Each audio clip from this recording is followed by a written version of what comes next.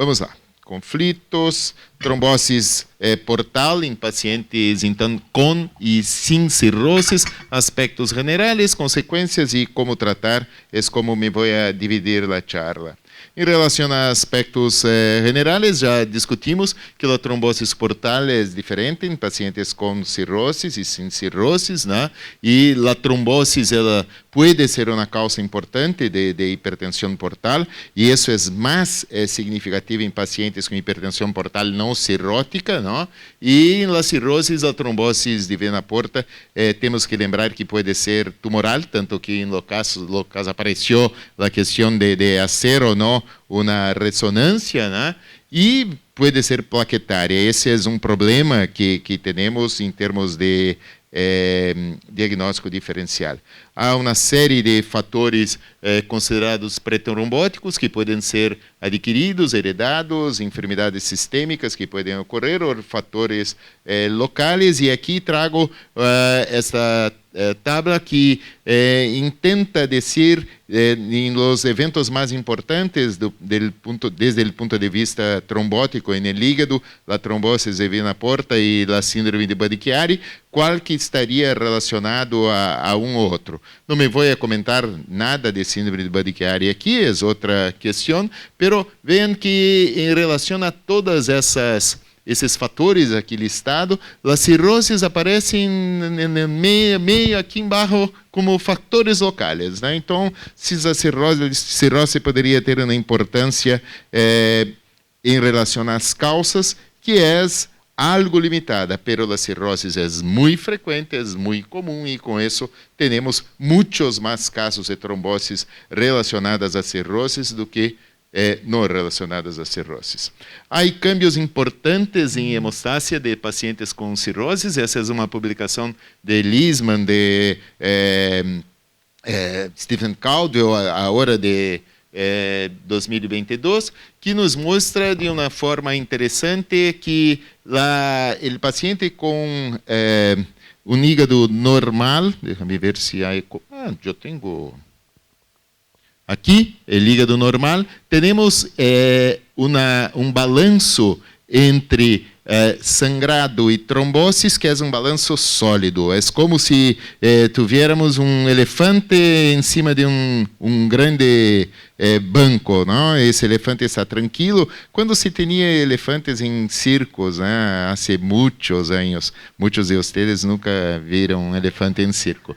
Pero quando há um paciente com enfermidade hepática, com cirroses, este balanço é muito mais variável, há uma insegurança, uma inseguridade muito maior em relação a isso. Então, os pacientes podem cair para o sangrado ou para a trombose. O problema hoje é que não teremos como evaluar isso de uma forma adequada.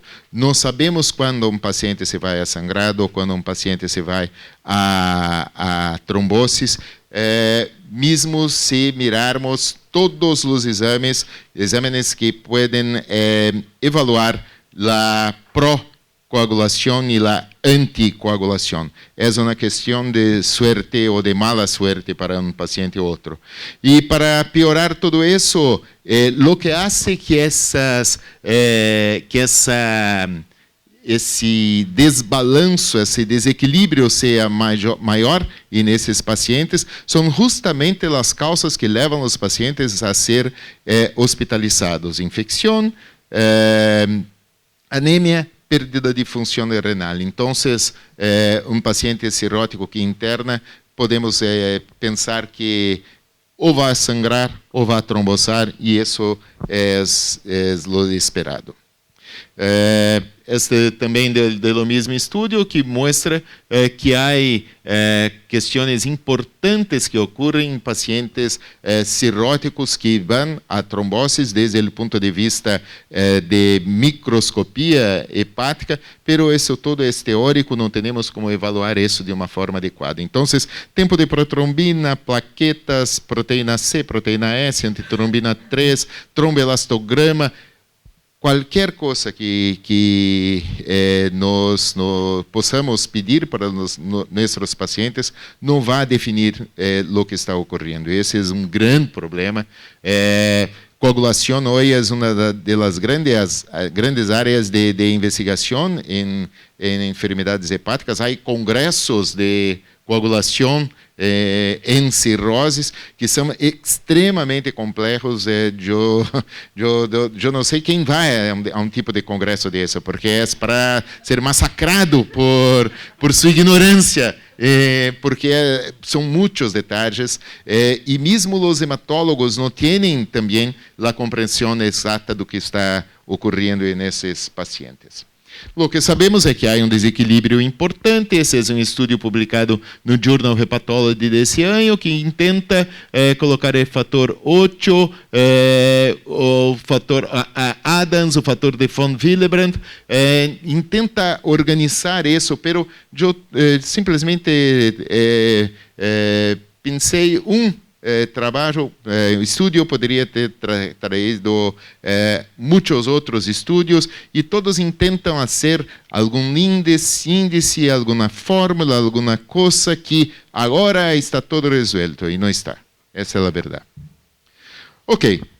Diagnóstico. Diagnóstico é mais fácil. Diagnóstico, vamos utilizar exames de imagem, ultrassonido abdominal com Doppler é o principal, e eventualmente vamos ter tanto a tomografia quanto a ressonância como exames complementares, e sem dúvida, naqueles casos que temos a determinação de que há uma trombose e dependendo do que estamos pensando em fazer com o paciente, há que ter um estudo angiográfico. Aqui temos os grados de tromboses. Lembrando aqui, vena esplênica, vena mesentérica superior, a vena porta, menos 50% grado 1, mais 50% grado 2, 3, quando já temos aqui uma extensão para a mesentérica. Esse é o pior caso, o caso que há uma extensão completa para a vena mesentérica. Em relação à nomenclatura, esse também vem de um livro-texto do Schiff, de Valá, e é referendado por Baveno. Temos que pensar se o paciente tem, em relação a tempo, uma trombose de vena porta recente ou crônica. Recente seria aguda, menor que 6 meses, crônica maior que 6 meses. Se em relação ao percentual de oclusão, se é completamente oclusiva, se é parcialmente ou se é minimamente oclusiva, lembrando que cavernoma é uma situação comum e é uma situação que diz que o paciente tem uma trombose de vena porta crônica. E em relação à resposta ao tratamento de anticoagulação, se a trombose continua sendo progressiva, se há um agrandamento desse trombo, se há uma oclusão total do lumen, se é estável ou se é regressiva, e como avaliar isso discutimos anteriormente. Não há um protocolo bem estabelecido para controle. Que consequências tem? Bom, em relação à epidemiologia, as estimações de incidência são escassas. A verdade é essa, porque normalmente temos pacientes com tromboses de vena porta em nossa prática clínica, e se vamos pensar nisso, em geral, não hacemos grandes modificações no que temos de diagnóstico quando esse paciente tem ou não uma trombose de vena porta. Deveríamos, mas não hacemos. E se estima, as estimativas são muito distintas. Aqui são casos de Escandinávia, e na Escandinávia têm a tendência de ter todo controlado e todo muito bem determinado, e mesmo em Escandinávia a incidência de tromboses de vena porta é muito variável. Lembrar que trombose de vena porta não maligna e não cirrótica ocorre em 30% dos casos. Então, os outros casos, ou cirrótica ou maligna, podem estar ocorrendo. Lembrar que a função hepática pode ser completamente normal na trombose de vena porta, essa é uma realidade, porque há abertura de colateral, há uma resposta buffer, que é o aumento do fluxo arterial para compensar o que está ocorrendo, e então nós temos um paciente que é muito simples de diagnosticar, é desde assintomático até uma catástrofe com uma isquemia mesentérica, ilha dinâmico, sangrado importante, baixo e por aí vai. A extensão na vena mesentérica é algo extremamente importante e determina um risco de morte ao paciente, né? E também há um risco de termos uma indicação, às vezes, de um transplante multivisceral, que é algo terrível, que se pode imaginar que não seja nada simples, nada fácil. E em casos que são sintomáticos, certamente a recanalização espontânea é muito rara. Esse é um problema. Por um lado, é algo bueno. Nos casos não assintomáticos, nos sintomáticos, poderemos ter uma recanalização espontânea. Algo há no paciente que consegue, então, reverter o que estava ocorrendo. Então, as consequências clínicas elas são variáveis. Na hipertensão, na trombose de vena porta não cirrótica, será exatamente a hipertensão portal, pero na trombose de vena porta em la cirrose, lembrar que pode haver uma descompensação hepática por uma piora aguda do hígado, e lembrar também, e é muito importante, que esta trombose de vena porta pode estar ocorrendo exatamente porque surgiu um carcinoma hepatocelular. Então, sempre temos que pensar nisso. Aqui na recorrência da trombose portal não cirrótica, há algumas tentativas, e aqui no caso é o fator 8, para tentar dizer se o paciente vai recorrer ou não vai recorrer da hipertensão portal. E trago aqui solamente para dizer que a hipertensão portal não cirrótica há que se evaluar toda a coagulação dos pacientes. Há que saber o que passa em relação aos fatores protrombóticos, a fatores de anticoagulação, também sabermos se há alguma alteração genética que pode estar ocorrendo em los pacientes. Nos cirróticos não há porquê. E aqui mostra que o fator 8, por favor, perdão, vai ser importante para dizer se esse paciente vai ter uma tendência de trombosar novamente ou não. E como tratar esses pacientes, né? Tratamento em relação à profilaxis del transtorno de coagulação em la cirrosis, trago algumas recomendações de sociedades tanto de hematologia quanto de hepatologia e gastroenterologia, e as recomendações são péssimas, porque em relação a risco de tromboses de vena porta, dizem que não há evidência, sem recomendação, e há scores que podem ser talvez utilizados para predição, mas na prática nadie utiliza scores nenhum. Então, em relação ao risco, sempre vamos mirar o paciente e pensar, tem risco, pero não sabemos valorar esse risco. Em relação ao risco de sangrado, então, evitar alguma coisa desde o ponto de vista de tratamento, porque o paciente tem risco de sangrado, sim, tem, pero a recomendação mais importante é exatamente dos hematólogos que dizem: não devemos utilizar tempo de protrombina, ou INR, ou a plaquetopenia para contraindicar um tratamento que estaria indicado. Ou seja, o paciente pode ter um INR de 10 dias, estou exagerando, óbvio, plaquetas de 5.000, e se há uma trombose, temos que iniciar a profilaxia. A profilaxia recomendada, heparina de baixo peso molecular, é melhor do que a não fraccionada. Sim, o problema, eventualmente, é o acesso do paciente ao tratamento, né?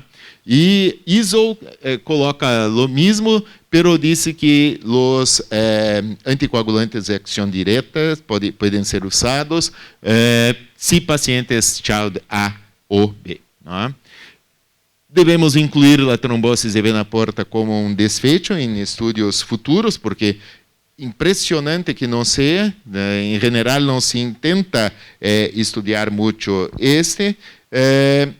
e temos que estabelecer scores de risco para tromboses de vena porta e também determinar as doses ideais de tratamento.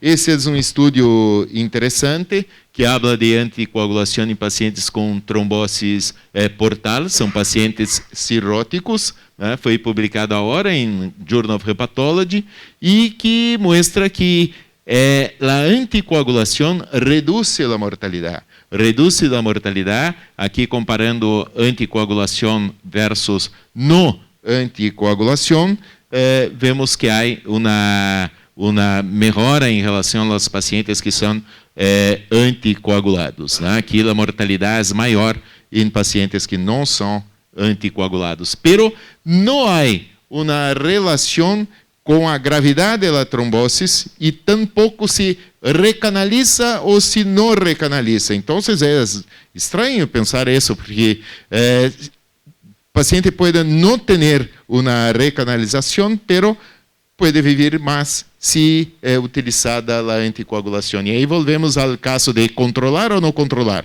Sim, controlar, pero não temos nada que fazer nesses casos. Uma outra questão a ser discutida é a anticoagulação pós-TIPS. Esse é um estudo também, agora de 2023, que diz, sim, é interessante fazer a anticoagulação pós-TIPS, né?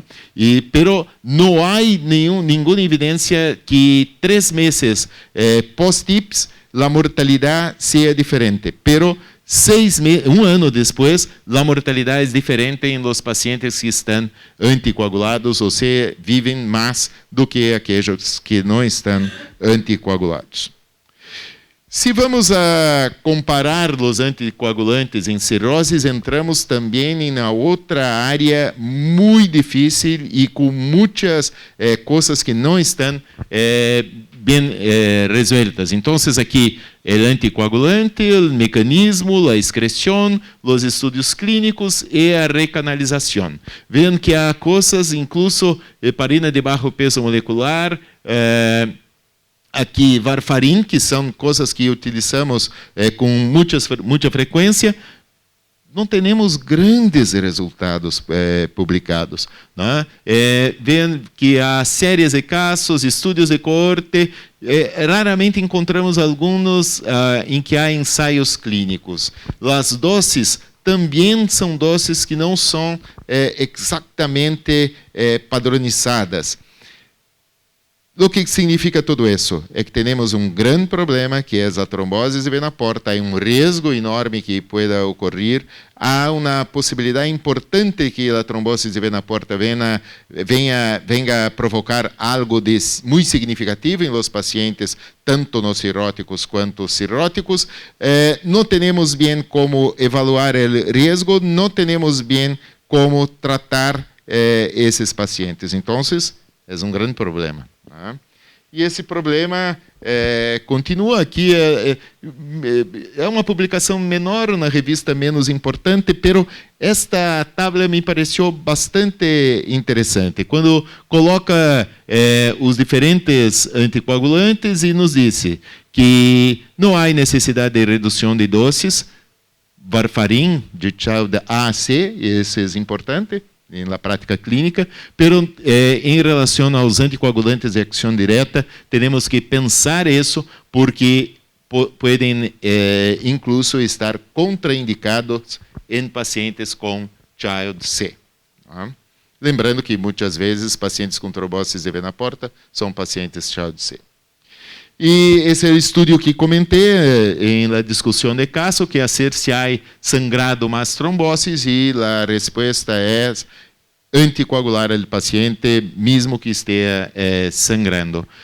Aqui, nesse estudo, esperaram hasta fazer a primeira ligadura, 48 horas depois, começaram com anticoagulante e mantiveram os pacientes utilizando e comparando os pacientes que receberam anticoagulação com o grupo que não recebeu, com detalhe que todos os pacientes começaram também carvedilol logo depois do sangrado. Tivemos em relação à anticoagulação uma melhora em albumina, uma melhora em Child-Pugh, uma melhora em albumina e uma melhora em Child-Pugh em um período de 6 meses depois, e isso é positivo, é interessante, não? Então, para cerrar, a trombose de vena porta pode ocorrer em pacientes cirróticos e não cirróticos. Lembrar que em pacientes cirróticos podemos ter um grande desequilíbrio na coagulação, que a clínica varia desde sintomático, assintomático até uma catástrofe, o que não é diferente em nenhuma situação que envolva o fígado. O hígado sempre é algo assintomático e aparentemente passa tudo bem, mas não está. E hasta algo que seja muito difícil. Anticoagulação sempre em casos agudos ou progressivos, lembrando que tempo de protrombina, plaquetas, INR não devem contraindicar a anticoagulação, e que o agente anticoagulante de eleição e também as doses de los agentes não estão todavia definidas. Eu termino aqui, devo dizer que temos um centro de treinamento em hepatologia em Porto Alegre. Recebemos vários colegas médicos de Uruguai nesses anos todos e completamos agora 10 anos e continuamos abertos para receber todos que queiram ir. E tenho que agradecer-lhes também por um regalito que o Grêmio recebeu. Impressionante como é um bom jogador de futebol e como é uma pessoa muito interessante, né? E eu espero que hoje ojalá haga alguns goles, porque o Grêmio está precisando muito dele. Graças por todo.